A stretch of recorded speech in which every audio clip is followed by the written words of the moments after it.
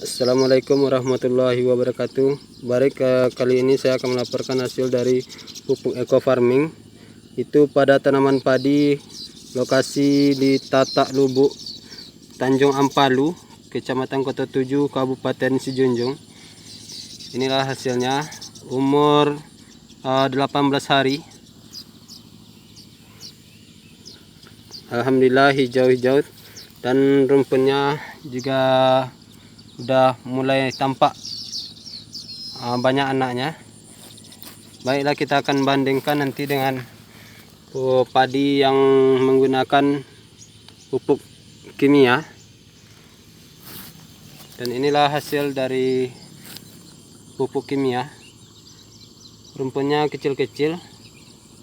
Ini dengan umur yang sama ya, masa tanam yang sama.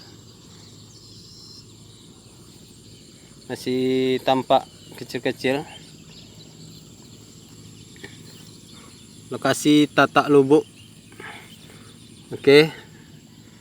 Alhamdulillah hasilnya sangat bagus. Ini ada sekitar 3 piring, tapi yang memakai eco farming hanya 1 piring.